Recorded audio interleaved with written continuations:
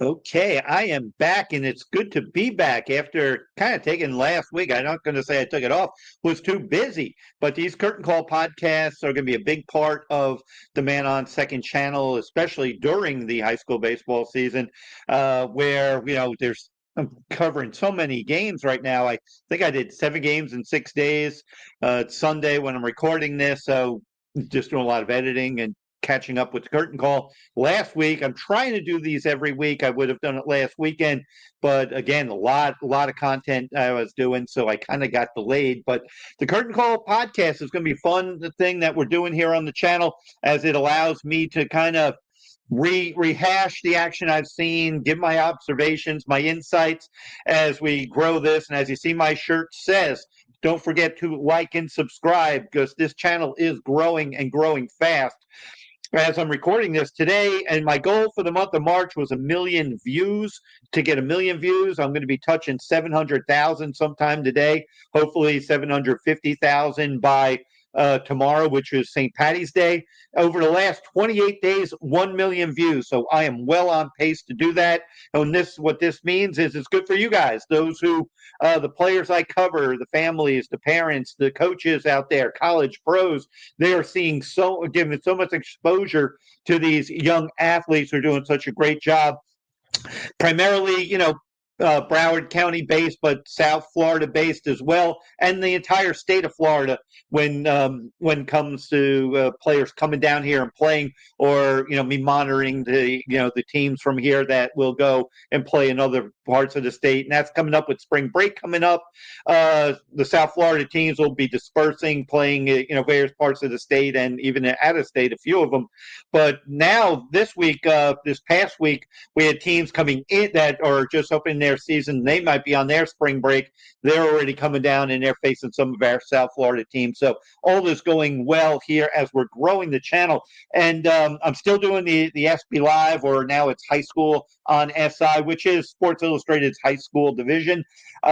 I do the top 25. I do my weekly polls. Did a story that's getting a lot of feedback on 12 players I think are kind of under the radar who could be drafted. I'll kind of run down that list as we go on, but I'm going to kind of start from the beginning with our teams. And I do the state rankings. IMG lost this weekend. They're played up in the the South Walton area up there in the northern part of the state. They lost to South Walton, a really good team, but rebound with a big win over Trinity Christian, who out of Jacksonville. So they're my number one team. Number two team, I got Stoneman Douglas from right down here in Parkland. Stoneman Douglas is on a roll. He won like 12 straight. They're 13-1.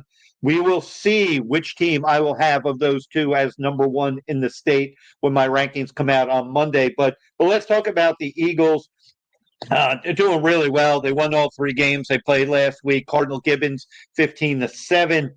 Miller School of Albemarle out of Virginia. That's Billy Wagner, the Hall of Fame pitcher, and congratulations to Billy for getting inducted into baseball's Hall of Fame. His son plays on that team, got really good players on that team, but they kind of had a rough go coming down here playing our teams. They're just starting their seasons, in fairness to them, so their pitching isn't used to this. They're not necessarily in sync. From what I understand, also, I think they played Tampa Jesuit, which is one of the top 10 team before they came down here, and they didn't win any of the games. So that's tough for them, but good program. Billy will have those guys ready. This competition they're playing will help them when they return to Virginia and really kind of dive into their season. But let's start with Douglas. They opened up the week beating Cardinal Gibbons 15-7. Then they beat Miller School 3-0. The Gio Rojas, Gio is junior left-hander. He struck out 9 in 6 scoreless innings. And then for Douglas, they wrapped the week up by beating Bishop Snyder. I was wanting to see Bishop Snyder because I just put them in my top 25, but Douglas beat him 8-0. Chase wild route, 5 innings pitched, 7 strikeouts. Douglas's pitching has just been outstanding, and they're going to need to be, because that's going to be the key. The teams that go on and win state, they're going to be the ones that have, the pitching that is able to hold up. And remember, there are going to be like rounds of 2 of 3. So you're going to need a lot more than just your ace to move on. At the plate, Nick Diaz is heating up, and I know there's a little concern. Nick got off to a slow start, and everyone's getting a little worked up because Nick wasn't hitting, and a lot of guys, really good players, started off their first 10 or 12 games without necessarily, lighting it up. But baseball, long season, we're almost to the halfway point, so plenty of time. I don't really worry about the really good players. Nick Diaz certainly is one of them. Heating up, good for Nick. And Lorenzo Laurel, outfielder, also at Douglas, is heating up. Really good team. I'll see them this week. I think they're playing Flanagan. I think I'll see that game. Pretty much down here, my second best team, I got Douglas one. The second best team here in Broward is American Heritage. And, some days the Patriots look like they could be the best team in the state. What's kind of bit them a little bit is playing those 3 games and sometimes playing back-to-back and losing that third game of the week when some of their leverage arms have been taxed a little bit. I know Talon Holiday was dealing with a little something, felt a little discomfort in his last outing. So, but Douglas Heritage won all 3 games. They played this week in impressive fashion. They beat a lot of teams not from down here. John Carroll Catholic, Fort Pierce, they went up there, won 9-6. Then he beat Grace Christian Academy from Tennessee 2-1. Mark Ailman went nuts that game. I think he had 10 strikeouts, so good for Mark to step up. They also beat Miami Killian 11-1. Jordan Rich had 2 homer game, and it's kind of funny because I list Jordan among the players that I think could be drafted, and I kind of wouldn't be shocked if he's drafted. And I did kind of note that the power part of his game is really the stuff that that the pros are kind of looking at. And no sooner did I write that, maybe Jordan read it and said, "Oh, you want me to hit homers?" So he hit 2 in that game. So good for Jordan. A guy I want to really talk about and a team that kind of has jumped out at me, and I'm going to get into Spencer Krasner and some of the really good players. And Matthew Greenberg from NSU University pitched one of the best games, gutsiest games, I should say, I've seen this year. I will give Matthew his due in a little bit. So I want to talk about Dade Christian. Dade Christian is 9-7. I was told by a veteran scout, you definitely want to see this team play because they got dudes. And boy, was he right. So I saw Dade Christian play Cooper City last week, and athletes everywhere. And one of them, I'm going to throw up a highlight here. Remember this name because we're putting this kid on the map for the pros right now. Not everyone's really aware of Kelvin Perez, shortstop, senior, and look at this double he hits. Look at that. That ball just explodes off his bat, and very toolsy, very athletic. I would love to have known the exit velocity of that one. Let's run this one back and see how this looked again. But, look at this swing and just look how much power he generates. He had a couple of hits. You could just defensively, you got a cannon for an arm. He made some really good plays, and this guy's going to get drafted. Teams are just now kind of figuring out who this guy is, and I imagine Dade Christian is going to have a lot of people coming and watching them play, and you could see why with guys like Kelvin Perez. I'm very interested to track how it's going to go for him as he kind of gets into his season. 9-7. That team they got dudes. So they got about 3 guys. I wouldn't be shocked at if they are drafted. Alexander Mendoza is left-handed hitting second baseman. I was really impressed with his swing. A lot of kids. Catcher Juan Rivera Jr. He's a junior, so Juan's got some time, but really, really good-looking team there in Dade Christian, and was really happy to see them. I will definitely try to see them more than once because I want to see them. Cooper City has done really well. They're doing a really good job there. Chad Rose, the coach, is doing. He's got those kids playing hard. They're young. They got an infield that maybe a little light on the hitting compared to what we are seeing elsewhere, but they got their entire infield. If you hit the ball to them, they're going to field it. Their second baseman's a freshman. He just gobbles up anything that's hit his way, and sometimes they'll get errors because they'll reach balls other kids don't reach, and then they'll try to make the spectacular throw. And if the throw's offline, the guy may take an extra base, so that kid may get an error. But don't be fooled by that. That team can field. They're scrappy, and I really enjoy watching Cooper City play. But they did run into a buzzsaw with Dave Christian, because just too much firepower. You're gonna need big arms, 90 plus, to kind of get those type of guys out. But let's talk about Chaminade Madonna. They have really, really done a great job. And my boy Spencer Krasner is just tearing it up. I saw them against Somerset, and here's Spencer just kind of spinning this nasty slider. And we could watch this all day. I'm sure the hitter doesn't want to see it all day, but Spencer, obviously a junior, South Carolina commit, but they're just really good. They're really playing well. They're kind of beating everybody in their way, and so Chaminade Madonna's really putting together a really nice season, and with Spencer, a true ace, and a guy. This is a team that could go pretty far in the playoffs, if not all the way to state. So we're going to definitely keep track of Spence and the rest of Chaminade Madonna, and as their season kind of rolls along, and expecting big things out of them. I'll see them again soon. But I did want to talk about Matthew Greenberg, because I don't have video of Matthew. The only downside of going to U School is it's not great to get that behind home plate, the pitchers. But Matthew went up against Jupiter, a state-ranked team, and I got U School also in my top 25 on SB Live. But Jupiter has been a really powerful team. They got two or three guys that are D1s, if not, will be drafted. And what really impressed me with Matthew was, I think it was the third inning, first inning for U School. Rocco Rivetto hits a 3-run homer. U School will know they had a really potent offense. They could pretty much score on anybody. So they take that early 3-0 lead.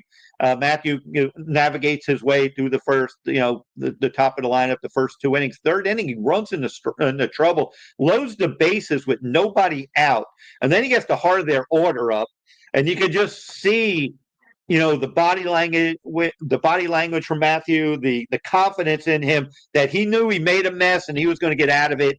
And he literally struck out the next 3, didn't allow a run. And after that game, you just kind of knew it was Matthew's game. Credit to catcher Griffin Pomper, because you could just see, even with the bases loaded and no out, nothing sped up.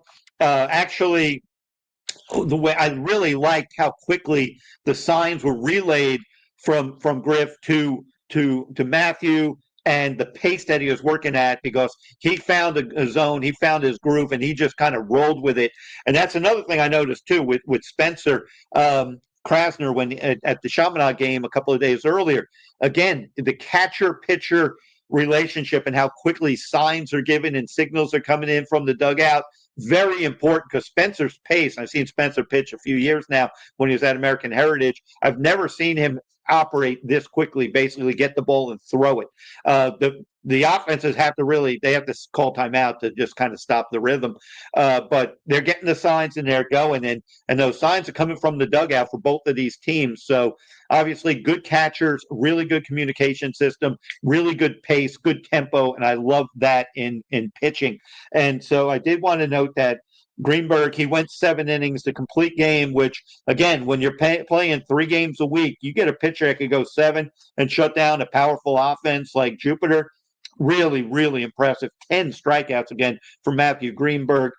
Can't say enough. Hats off to him. Colleges out there, if you're not on these players, watch these videos. The game highlights are on my channel of that U School game against Jupiter. But see for yourself what I'm seeing, and now what a million people this month are seeing, are just some really, really good baseball, really good tempo. And I wanted to talk about West Broward. Saw them on Saturday play against Miller School, the Billy Wagner's team.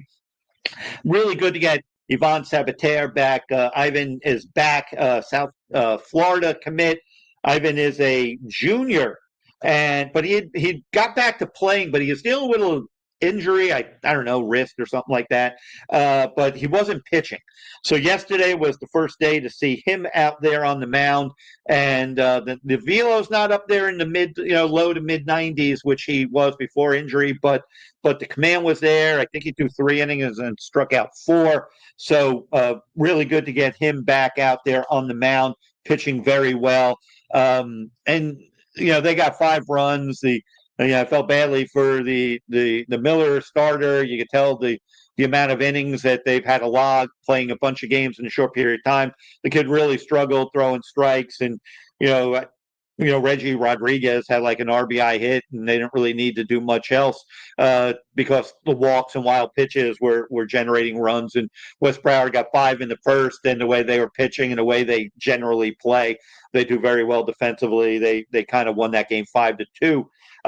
Did want to note though, what's this kid's name? I think I wrote it down. Evan Hankins, big first baseman for Miller School. It's like 6'5". He's left-handed pitcher. We didn't see him pitch, but you definitely see him in warm-ups, just the way he moves around first base, looks the part, and the swing. He got a hit in the game against Sabater, just a single. He didn't really do big damage, but you could definitely see this guy. You can see why Tennessee's on him.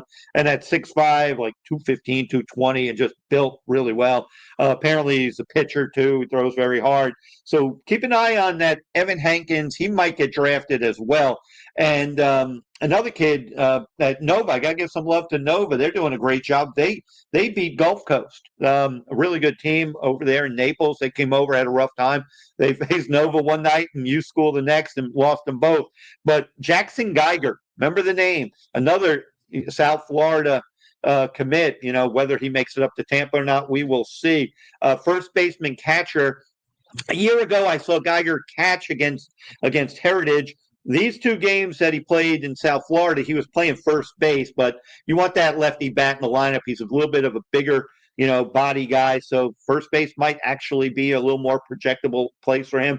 But you could see that this kid can swing the bat. And again, Jackson Geiger is a name to keep an eye on. So, but again, Nova, you got to love what the Titans are doing. They're all playing really well. My guy, Jaden Delgado, center fielder, plays at a Gold Glove level. I'm saying that for his dad. That's kind of a running joke we have. And Jaden got the save in that game against Gulf Coast. He comes in a little bit of a jam in like a 2-run or 1-run game at the time, and he's facing Jackson Geiger with a guy on first. Geiger smokes a liner, but right at the first baseman, who catches it and touches first for a double play, which helped Jaden get that save. My guy's Angelo Rivas. He got another big hit there as well, and all the kids at Nova are playing really well, playing at a very high level. But I wanted to talk a little bit about this. The kids I thought in the list. I encourage everyone, please read my stories on SB Live. It used to be SB Live, ScorebookLive.com. I tweeted out the story as well, so everyone at Joe Frisaro Twitter account will see the story, because I get paid by them by views. So my channel, I got my own little thing going, but I get paid by views. So please read the stories. That helps support me. I'm not getting rich off of it, but it does pay some gas mileage to get out there to see you guys and you kids play. So, but the guys I mentioned in no particular order, again, I encourage you to read the story, but I did note about Kelvin Perez, the shortstop. And, the thing about it is, and I encourage a lot of these players, and I had some dads send some videos of the really elite players to their sons to make sure they watch to see what next level players look like. You want to kind of know what you're kind of up against as it moves on. But definitely Kelvin Perez. Jordan Rich, he does everything right. I mean, just the power part would be the only thing, but approach, defense, speed, character, everything's off the charts. I noted Jackson Geiger. I did see Monsignor Pace. I saw some of their kids. They kind of lobbied for me to go cover their game. I saw them when I was doing a Heritage game, and my guy Kyle Fernandez, their pitcher, really fine left-hander. So Kyle picked off like three guys in 3 innings. Although the third one technically is not a pickoff because even though they had a first, third rundown, they threw home and didn't get an out at either base, but picked off two guys in the first 2 innings. But Yunel Paredes, shortstop, Monsignor Pace, this kid, FIU commit, definitely has a chance to get drafted. Completely looks the part. Jesus Garcia, catcher at Westminster Academy, and I got to give some love, Westminster Academy, to Trey Hollingsworth, Todd Hollingsworth's son of the Hitting and with Holly podcast. One reason why we're not doing Hitting with Holly podcast is Todd Hollingsworth, part of the coaching staff at Westminster Academy, but Holly will be on. We will definitely have him back on when he's not as busy as I am. But Trey hit a homer the other day, so congrats to Trey. But I do want to single out Jesus Garcia. Just keep an eye on this kid. He defensively really good. Probably, someone asked me like who would be the first half MVP. I would say position player in Broward County. I got to go with Zach Malvasio. Zach's got to be the first half MVP. I think he has 8 homers, and he homered again. Central Florida commit, but he might find himself having his name selected on day 1 or day 2, and that could change a lot of things. My boy J.C. Martinez up at Taravella, really good job they're doing up there at Taravella with a really young team. But JC is a senior outfielder, right-handed hitter, leads off, does everything well. Zach Barra, my guy here at Western High School, another UCF. UCF did some recruiting down here.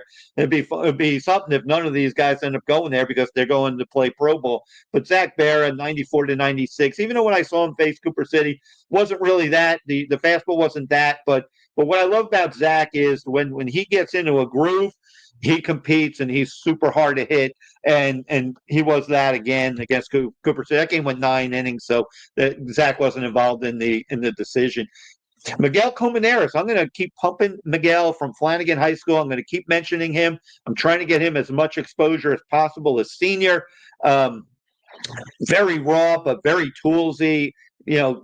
Colleges need to see him, a bigger schools, and the pros definitely are in on him. But question is, are they going to pull the trigger on a high school kid who's more projectable than a finished product right now? My guy Griffin Pomper, what's not to like? Does a great job at NSU University School, left-handed hitting catcher who, obviously a former football player, super competitive. He's hitting over 500. And what I love about Griff is when you talk to him, he's like still got things to do. He is absolutely not resting on his laurels. More baseball to play, and U School has a chance to have a special year. So you love seeing that attitude. Sebastian Gonzalez. People who don't know Sebastian from Pembroke Pines Charter, fastball in that low 90s, super great kid. Another school that plays everybody, and the record doesn't always show it, but Carlos Iglesias doing a great job with the Jaguars there. And then Gabe from Jupiter, I'm probably mispronouncing his name, so I apologize, Gabe. Graulua, Graulau. I apologize, outfielder, pitcher. He a little slow. I think he's dealing with a little discomfort, so he hasn't done much pitching yet. But another one, kind of like that, Evan Hankins, just really big kid, a lot to like, and another kid that I think he's a South Florida commit as well, but I think he also may find himself getting drafted and having a decision to make. But I did want to kind of run that list down, but you can read more about that and all my work there on SB Live. High school baseball on Sports Illustrated is really where it is. But just kind of an observation as we kind of closing minutes, as I've talked to some of the players on some of the teams that are struggling, and I don't need to mention their names. They know who they are. We've had the conversations. I'm not trying to show anybody up or tell anybody anything I wouldn't say to their face. But if you're struggling, keep in mind the reason probably is you're not executing. And what I mean is we got so much parity. We have so many teams with so many good players. You see, like I talked about Dade Christian, for all the talent they got, they're 9-7. So they're losing games. And, a team like Flanagan struggling, losing games. But I'll just mention this point about Flanagan, which is playing with everybody, having the record wise isn't where it should be, but it doesn't reflect what a good job Noel Figueroa is doing as the coach. And these kids, they're young, they got some young players as well. But it gets dumped and down as simple as execution. When you get a team like Monsignor Pace, pretty evenly matched with Flanagan, and then you lose 5-4. So that's a one-run game, right? Well, first inning, left-handed pitcher Kyle Fernandez picks a kid off first. Second inning, Kyle picks another kid off first. That's 2 innings where you made out on the bases getting picked off. What could that have done to the inning? What could that have done to Kyle's outing? Even if you don't score, but let's say you load the bases and make the pitcher get 15 more pitches on him, maybe he's out of the game instead of the fifth or so inning. He's out of the game in the third or fourth inning. And now you're getting to the bullpen that might be, a little tired or not the arms that they would want against your best guys. So then there are other schools that you got to get the bunt down. If you're playing a tight game and, if you got a guy in third and less than 2 outs, you got to get him in. Can't strike out. Can't hit a little weak pop-up. You got to get him in. So it's something that simple. So how do you do it? How do you execute? Well, for one, you got to focus. You got to kind of focus on what's your job. Are you going to be happy, with a hard line out to the second baseman after you didn't get the bunt down? Well, yeah, that's kind of bad luck. But if you get the bunt down, you win the game. So personal accountability, holding yourself to that standard and working on it. If you feel like a part of your game is that you need to get better at, maybe you need to hit the ball on the ground the other way to move a runner over, work on that. You can work on it. You don't spend all practice on it, but a lot of repetition. Something that, infield in, ground ball to you, how much are you working on game speed, throwing home to get that runner at the plate? And I did see, I give Flanagan a lot of credit because I saw Miguel Caminares do a great job on an infield in and getting the guy in a rundown and easy out on a play in where the runner, he's kind of almost halfway on contact. And Miguel, instead of rushing a throw or hurrying it and throwing it away, kind of knew the time he had, kind of ran at the runner and got the runner hung up, and they got him out at home in a rundown. That's the type of execution you want to see. Defensively, offensively, you got to do the same thing. So advice to the kids, to the coaches, focus on the execution aspect of it, note it, and maybe you could start correcting some of these very subtle things that may not seem like a big deal. Let's say in the first inning you get 2 runs and you're all happy, but you had the bases loaded with no outs, and your 2 runs were a wild pitch and ground ball, but you left an opportunity. You might have had 2 runs in and no outs with runners on second and third. Yes, you're happy with the 2 runs, but what didn't you do right to make that a 3 or 4 run inning and really make it an uphill climb for the other team? These are the type of things I want the kids to be thinking about in, moving forward. That's going to take you to the next level, those who execute and those who don't. Because, like I said, you got so much parity down here, so many one-run games. Those one-run games are decided by a mistake or an execution or a mental mistake or, physical mistakes you can live with. If you know what to do and you throw the ball away, and I imagine every coach out there, much less critical of the player. You feel the ball cleanly and you throw it away. Okay, well, did you throw it away because you tried to do a hot dog throw, an underhand thing, or did you get your feet right and set and make a good throw? If you threw it away because you got lazy on your fundamentals, then that's a physical mistake, but a mental mistake as well because you took the throw for granted. You're not a big leaguer. The big leaguers can do that, and even they don't get away with it from time to time. So do your fundamentals right, and chances are you will have better results. So that's the message I wanted to give as kind of in closing today on our Curtain Call podcast. Again, we gotta do these more regularly. I would have done it last week, but so swamped and had so much content on the site. But again, I thank everyone as we're moving this forward. We're giving so much exposure, and again, follow my work on SB Live, on High School on SI, as well as supporting this channel. Please like, subscribe, and a lot of people, comment. We got a comment section here. Feel free, tell me what you like, what you think kind of needs little revisions, which you like to see more of. But the podcast end of it, the highlights and the shorts are obviously driving much of it, but the podcasting is going to be a bigger part of it as we move it forward. People want to listen to me ramble on. I encourage you to do this. So again, everyone, appreciate everybody. This has been a lot of fun. I'll be everywhere again this upcoming week. Like I said, I think I'll see Douglas. I'll see Jupiter again. I'm going to see Nova. I got to get out and see Heritage. I think I got them on my tentatively for Friday, and everyone else. We're going to see Western, see if they turn things around. West Broward, we'll see them. St. Thomas, I'll probably see them. So it should be a fun week. And again, message everyone: go out there, support these fine athletes, these schools, and and be easy on the umpires. They're all working really hard. I know we all get frustrated with them, but be easy on them. They're working hard at making these games possible. But with that, Joe Frisaro, and we will catch everyone in the next